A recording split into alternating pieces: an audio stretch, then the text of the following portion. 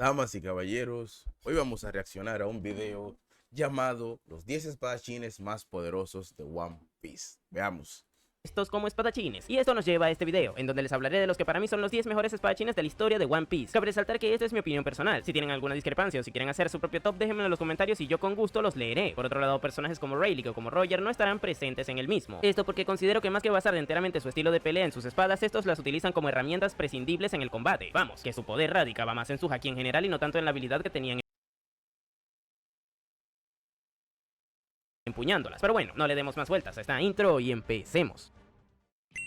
Empecemos con Vista, el antiguo espadachín de la banda de Barba Blanca. En su momento Oda nos dio a entender que este tipo era bastante poderoso, ya que durante la guerra de Marineford cruzó brevemente sus dos espadas con la Yoru de Mihawk en un duelo en donde el comandante se interpuso en el camino de los Ojos de Halcón para proteger a Luffy de sus ataques, dando así inicio a un enfrentamiento que se desarrolló mayoritariamente fuera de escena. Sin embargo, esto no llegó a concluirse debido a que la guerra fue interrumpida por la llegada de los pacifistas. Esto obligó a Vista a tener que cambiar de prioridades. No obstante, durante el breve tiempo en Los pacifistas salvaron a Mihawk de Vista, el que combatieron, Mihawk logró percibir en él un poder y habilidad bastante destacable, llegando a afirmar incluso que disfrutó el enfrentamiento. Gracias a estas palabras podemos dar por hecho que Vista es un personaje bastante fuerte, puesto que el mejor espadachín del mundo es sumamente pretencioso al momento de evaluar a sus rivales. Pero ahora la pregunta clave es, ¿qué tan poderoso podría ser realmente el espadachín de la tripulación de Shirohige? Esta es una incógnita que realmente me pone en una situación complicada, ya que como muchos que frecuentan este canal sabrán, yo prefiero sustentarme en lo que los personajes muestran para posteriormente evaluar qué tan poderosos son realmente. Evidentemente hay casos en donde no se puede aplicar esto y en lugar de ello hay que tirar por mera narrativa, tal cual como sucede con Monkey D. Dragon o con un personaje que veremos más adelante. Pero el caso de Vista es distinto, puesto que es un personaje que probablemente no volvamos a ver y por lo mismo no tendría que explorarse a posteriori sus A Vista yo lo veo como mucho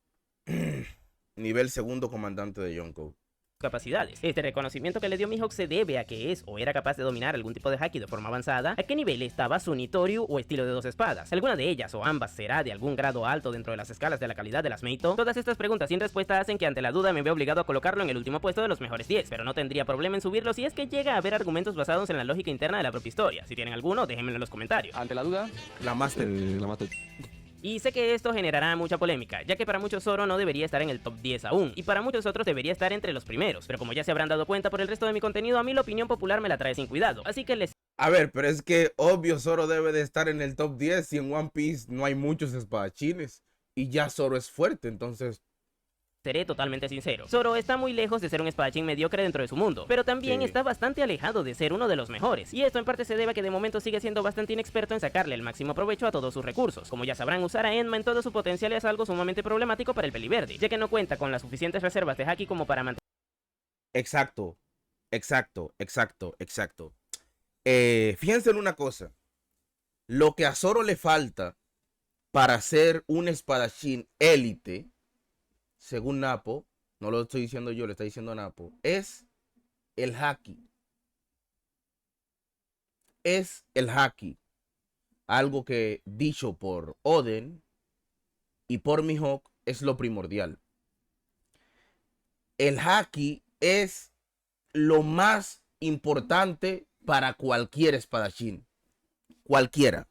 tener un combate continuo extendido usándola al 100%, y esto en gran parte se debe a que aún es un novato en cuanto al uso del haki del conquistador avanzado respecta. Vamos, aquí muchas personas debaten constantemente en si Zoro es capaz o no de usarlo conscientemente, esto por culpa de la ambigüedad con la que Oda nos ha trabajado las situaciones en donde se nos muestra haciéndolo, pero lo que sí que es un hecho es que aunque no sepa usarlo conscientemente, todavía no es capaz de dominarlo al 100%, ya que recientemente en su pelea contra King fue que lo usó de forma continua, y la pelea contra Rob Lucci no es para nada un ejemplo válido debido a que aquí los personajes lucharon de forma totalmente inverosímil en ambos casos para conveniencia del guión. Por todo esto me parece que el espadachín aún se encuentra en el camino de masterizar el recurso, y eso hace que le quede mucho tramo por recorrer para alcanzar a los mejores espadachines de la historia. Como ya les dije en el puesto pasado, no soy del todo consciente en si Vista sí que fuera capaz de usar por sí mismo los hakis avanzados. De hecho, no sé si es capaz de hacerlo en general, y como con Zoro sí tenemos constancia de que en esto último sí que puede, creo que hasta que Vista vuelva a aparecer y demuestre estar por encima suyo, me parece justo que Zoro se quede con el puesto número 9. Ahora una pregunta, ¿tú conoces a Pirulo? ¿Quién? Pirulo, el que te... Y sí, esto evidentemente molestará a mucha gente, ya que la tripulación de Teach será la eterna infravalorada hasta que les veamos pelearse contra los Mugiwara y demuestre Aquí hay algo que a mí me choca un poco, porque Napo dijo que él se basa en lo visto del personaje y si no se ha visto, se basa en la narrativa. Con Shiryu nosotros vimos ya, Con Shiryu nosotros vimos. muestren que siempre estuvieron por encima suyo en la historia. ¿Se acuerdan cuando les dije que habían excepciones en cuanto a regirme solamente por hechos demostrables al evaluar el poder de los personajes? Pues este es uno de los casos, ya que con Shiryu sucede que la narrativa lógica de la historia indica que es más fuerte que Zoro, y se los explicaré fácil y rápido para que cualquiera lo pueda entender. La mayoría de los grandes rivales a los que los sombreros de paja se han enfrentado en los típicos 1 vs 1 de los arcos en donde todos pelean son más fuertes que ellos hasta que les derrotan. Vamos, que en el caso particular de Zoro, este era más débil que Mr. 1 hasta que le derrotó en Arabasta. Ahí creo que todos estamos de acuerdo. De la misma forma también era más débil que Kaku hasta que le derrotó en Enies Lobby con el Ashura, y recientemente fue más débil que King hasta que se lo papeó en Onigashima con el estilo del Rey del Infierno. Vamos, que si pones al Zoro del Baratie a pegarse con Mr. 1 va a perder. De la misma forma si pones a Zoro de Skype a pelearse contra Kaku también perdería. Y si pones al Zoro de Zou a pelearse contra King, más de lo mismo. Tomando en cuenta esto, realmente Yo no lo sé, mira, yo le tengo mucho respeto a la tripulación de Tish, pero ver que este tipo atacó a un Garp desprevenido y que no le hizo casi nada, se me hace muy difícil verlo superior a King o a Zoro. Luego de ver que, porque es que yo estoy seguro de que si Zoro conecta a Garp con los ataques, con el ataque que le conectó a Kaido o que le conectó a King, lo dañaría muchísimo. Entonces la única explicación sería que Shiryu atacó a Garp conteniéndose, pero tampoco tiene sentido porque ¿por qué él se contendría? No sé si ustedes me entienden. Y más tomando en cuenta que dicho por Aokiji era tratando de matarlo. Yo entiendo que Aokiji no iba a tratar de matarlo por cualquier otra cosa, pero Shiryu, entonces... creen que Zoro actualmente sería más poderoso que Shiryu cuando esta es la segunda pelea más hypeada por la narrativa de la historia del personaje. Es decir, evidentemente la primera es la de Mihawk por lo... yo sé que lo que yo voy a decir probablemente va a sonar loco, pero yo nunca he visto una persona hypear la pelea de Zoro contra Shiryu. De hecho, lo digo yo siendo fan de Zoro, es como la pelea que más verga le vale al fandom de Zoro. Es la que más verga le vale al fandom de Zoro. Lógica, pero la de Shiryu sería la segunda simplemente por ser su contraparte en la tripulación rival de la que pertenece. Evidentemente, si nos regimos por lo que ha demostrado Shiryu, no tiene sentido ponerlo por encima de Zoro, pero es porque tampoco hemos visto al Capitán Titánico pelear en serio de forma extendida en un 1 vs 1 contra nadie aún, y por lo mismo no somos conscientes de su... ¿Ves? Ese es el problema, que aquí hay una incongruencia. ¿Por qué Shiryu no pelearía en serio contra Garp? ¿Por qué Shiryu se contendría contra Garp cuando Garp era más fuerte que él?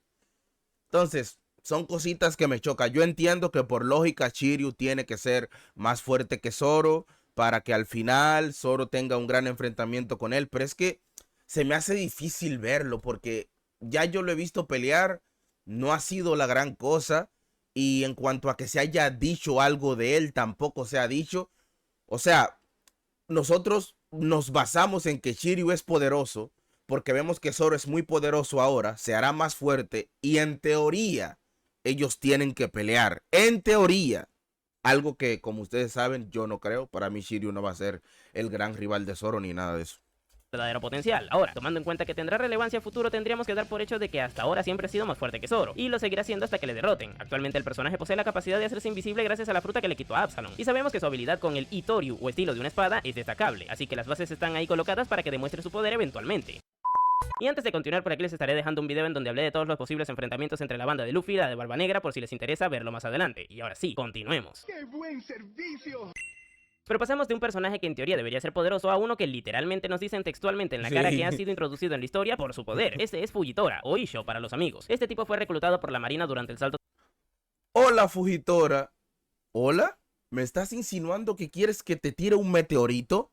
No, solo te estoy saludando. Pues lo siento, va a caer un meteorito el domingo a las 3 de la tarde frente a tu casa. Temporal para que ocupara el puesto de almirante de la marina que Aokiji dejó vacante tras retirarse luego del duelo que tuvo contra Kainu y que de hecho perdió. Esto nos da a entender que Fujitora fue el personaje que más cerca está del nivel de los almirantes iniciales en la historia que la marina pudo reclutar. Y claro, yo personalmente no creo que sea tan o incluso más poderoso que los... Recuerden, Fujitora no tiene mucho tiempo con su fruta del diablo. Fujitora ya tenía el poder necesario para aplicar para almirante sin fruta. Sin fruta. Por lo tanto, como mínimo, haki de observación avanzado sabemos que tiene, pero haki de armamento avanzado debe de tener sí o sí. los Aokiji y Akainu que vimos en Marineford, pero sí que creo que dentro de la organización no había nadie tan cercano a esa escala como él y Aramaki, ya que literalmente el manga te lo dice. Pero ¿por qué es tan poderoso este tipo? Pues hay dos factores claves a tener en cuenta para entender el nivel de poder de este personaje. Este ciego tiene una Akuma no Mi que le permite generar ondas gravitatorias a direcciones específicas, es decir, puede repeler a lo que tenga alrededor, atraerlo, mandarlo a volar o presionarlo hacia el suelo. Y uno pensaría que esto no es nada del otro mundo, pero hay que tener presente que la potencia con la que lo hace es capaz de generar cráteres en el suelo por la presión ejercida, o incluso Si una persona te dice a ti que la gravedad no es gran cosa, aléjate de él, ¿eh? Si una persona te dice que la gravedad no es para tanto, aléjate de él. traer meteoritos desde el espacio. Vamos, que esto evidentemente condicionaría de sobremanera cualquier enfrentamiento que se tenga en su contra. Por otro lado, también tenemos el hecho de que Fujitora posee una de las espadas más poderosas de One Piece, o para los dados en la materia, una Saijo o Wasamono. Este grado de calidad determina la resistencia de sus katana, y gracias a que la porta sin ningún problema, podemos dar por hecho que tiene una voluntad increíblemente fuerte, ya que como dijo Shimotsuke Kosaburo en el flashback de Zoro, las katana tienen voluntades, y cualquiera que no sea capaz de doblegarlas eventualmente le irá mal tras blandirlas. En pocas palabras, el poder del espadachín deberá ser semejante o superior al de su Meito que usa para combatir. De momento no hemos visto a Fujitora pelear totalmente en serio, cosa que nos da a entender que Oda se lo está guardando para el futuro, y por consecuencia podemos asumir que será bastante poderoso. Y no le digo eso a cualquiera. ¡Sí lo hace! Históricamente hablando, existió un espadachín que demostró ser capaz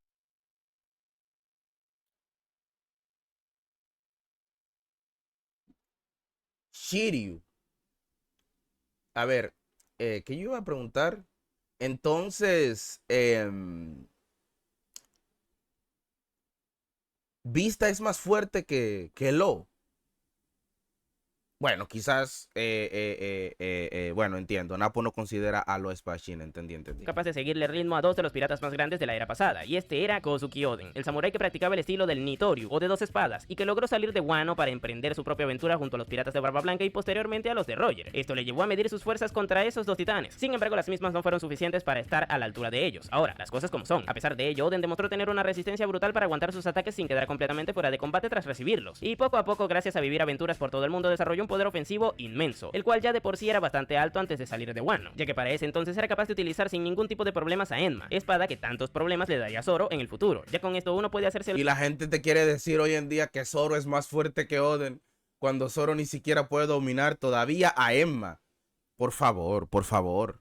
la idea del nivel de control de haki que posee el samurái con el plato en la cabeza. Y como este también posee el haki del conquistador y es capaz de usarlo de forma avanzada, la cosa está clara. Oden está bastante por encima del Zoro actual en las escalas de poder generales, y esto se demuestra a través de un diálogo en el que el padre le comenta al peliverde que Enma está a punto de transformarse en una Kokuto. Vamos, que Oden casi oscureció su filo de forma permanente. De momento Zoro no ha sido capaz de llegar a ese nivel de maestría con las espadas en general, por lo que si en resistencia es superior, si en nivel de control de Enma y del haki del conquistador avanzado también, y si en cuanto a maestría con las Meitos en general también le supera, evidentemente es un mejor espadachín que el cazador de piratas. Ojalá hubiéramos visto más en acción este tipo blandir su Enma y Ame no Habakiri, las cuales forman parte del grupo de las Owasamono, que son las espadas que se encuentran un puesto por debajo de las mejores. ¡Ay, mi familia! ¿Cómo está mi hijo? ¿Cómo está mi hombrecito? Míralo ahí, qué grande parece una niña. Diablo, pero qué chamaquito ni más feo. ¿Tú estás seguro que es su hijo mío? ¡Cálgame! ¿Y si yo te mato mejor?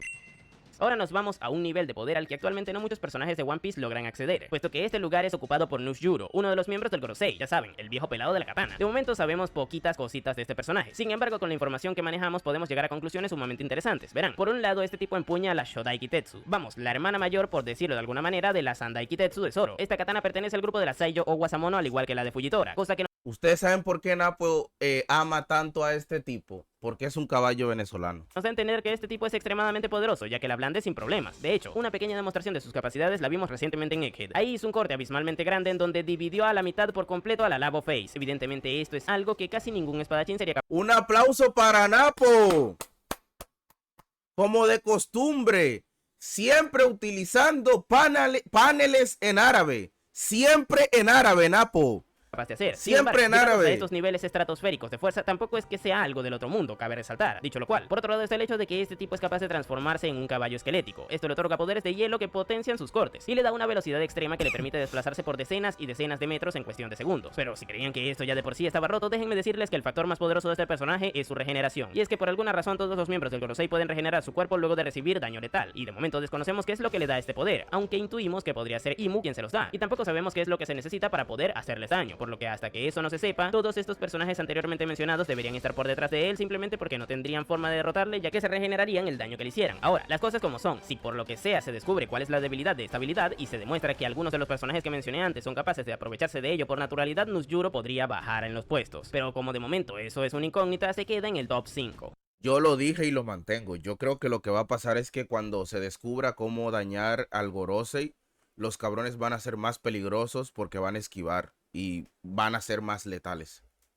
Antes de continuar, por aquí les estaré dejando un video en donde hablé de las mejores espadas de todo One Piece. Échenle un ojo que seguro que les gustará. Pero ¿quién sería más poderoso que un miembro del Gorosei? Pues muchas cosas, la verdad. Y entre ellas se encuentra otro miembro del Gorosei que encima por narrativa debería estar por encima. Garling. Recientemente en el arco de Egghead se nos reveló como Figarland. Garling, el líder de los caballeros divinos y familiar de Shanks, reemplazó a Saturn en su puesto como dios guerrero de la ciencia. Esto evidentemente iría de la mano con la obtención de los poderes monstruosos que al parecer Imu les da a todos los miembros de este grupo, cosa que haría que el tipo con peinado de media luna obtenga la regeneración esa brutal que también tiene Uzumaki. Por otro lado, no hay que descartar que al igual que el pelado este también tenga un amiguito Saiyo o Wasamono, puesto que las espadas valiosas son símbolos de riqueza y lujo, y como este tipo pelea con una y es un Tenryubito normal que la pudiera tener. Adicional a esto también debemos tener presente que este tipo ya de por sí era el líder de los caballeros divinos, por lo que su poder debería estar asegurado, cosa que se sustenta más si tenemos presente que muy posiblemente es el padre de Shanks, y como todos sabemos la fuerza tiende a heredarse en esta historia. Oda le jugó sucio a Garling. Oda le jugó sucio porque en la escena donde Mihawk pelea con Zoro, Mihawk le dice a Zoro que va a utilizar el cuchillo, algo así, porque no se utiliza un cañón para cazar un conejo. Y luego vemos que Garly Figerland le dice conejos a los esclavos que ni siquiera se pueden mover, y él sí los caza con cañones, o sea, con su espada. Desde ahí Oda le jugó mal.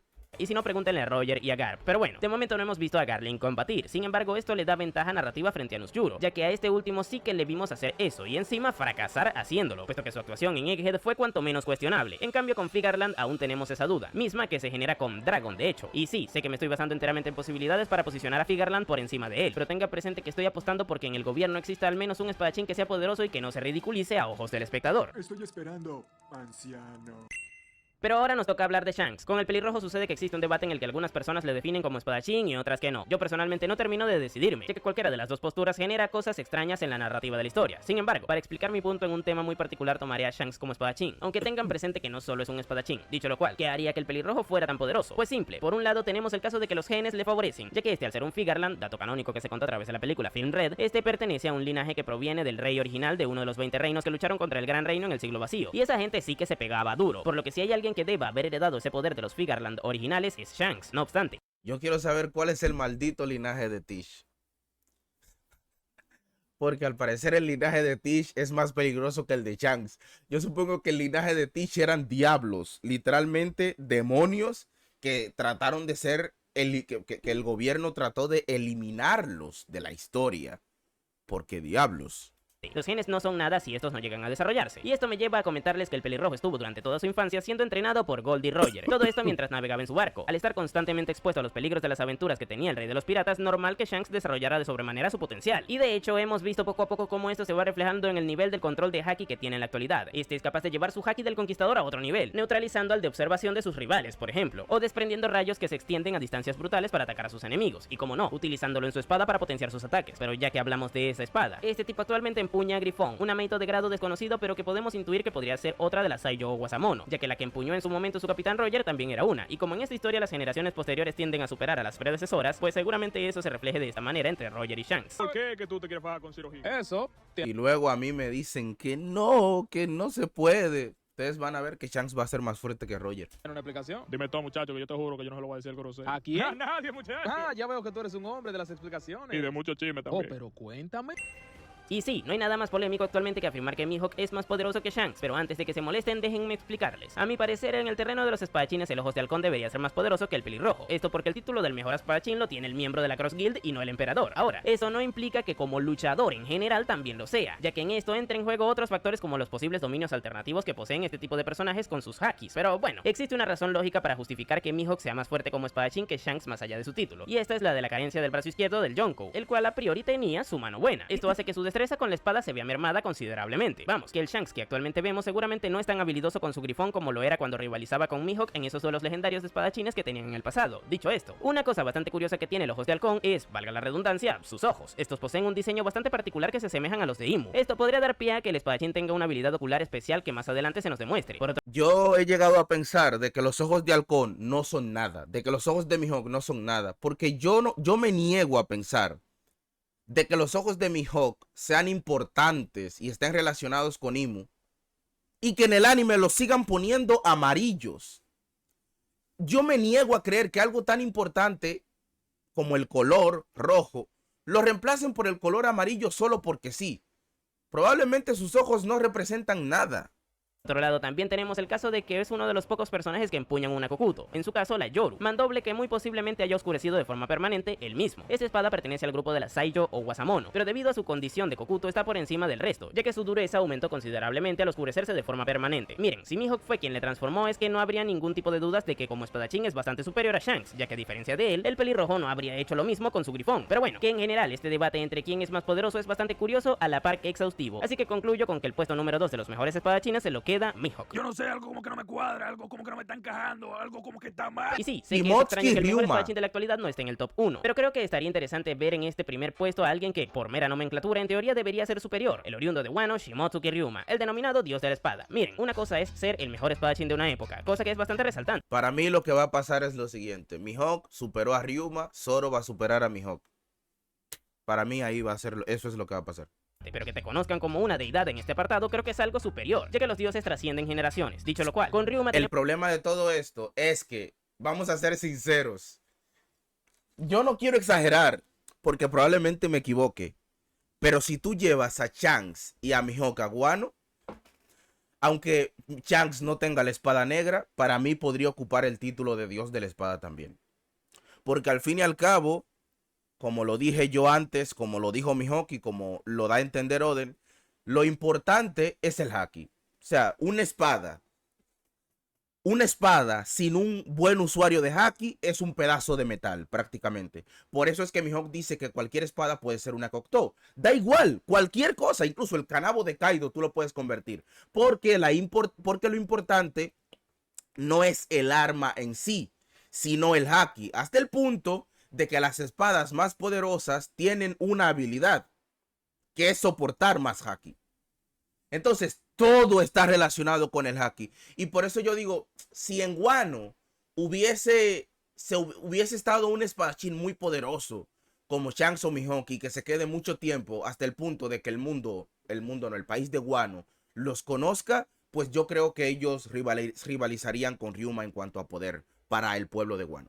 tenemos la evidencia de que fue él quien transformó a su katana, la Shusui, en una Kokuto, la cual es una Owasamono. Ahora, una cosa que me parecería bastante curiosa es que la diferencia entre Shimotsuki Ryuma y Mihawk sea diminuta, y que sea Zoro quien sí que pueda destronar a posteriori a su antepasado. Primero quitándole el puesto a Mihawk del mejor espadachín del mundo, y luego trascendiendo en la historia hasta convertirse en el mejor de la historia. Esto estaría brutal, pero como ya se habrán dado cuenta, aún le queda muchísimo camino por recorrer. Eso sí, el camino que ya hemos visto lo resumí en este video, donde les narré y también analicé la evolución que ha tenido Zoro, cómo pasó de ser el cazador de piratas al dios del infierno. Échenle un ojo y descúbranlo. Cuando yo llegué a esa aldea, yo era chiquito y feo como Luffy. Y bueno, gente, estos fueron los 10 mejores espadachines. Pues estuvo bien, la verdad. En lo único que estoy en desacuerdo con Napo es en que para mí Mihawk es más fuerte que Ryuma. Lo digo es por lo de que las cosas generacionales, ¿no? Para mí el pirata más grande de esta época, que va a ser Monkey D. Luffy, va a ser más grande que el que era el pirata más grande de la historia, Joy Boy. Y así como Shanks superó a su capitán, así como Luffy va a superar a su inspiración, que es Shanks, y también va a superar a Joy Boy, para mí eso es lo que va a pasar. Mihawk por encima de Ryuma, y luego Zoro supera a Mihawk y termina estando por encima de todo el mundo. Pero bueno, damas y caballeros, si les gustó el video, dejen sus likes, se suscriben, activan la campanita. Y bueno, yo soy Raga Rey Peruano y nos vemos en la próxima. Adiós.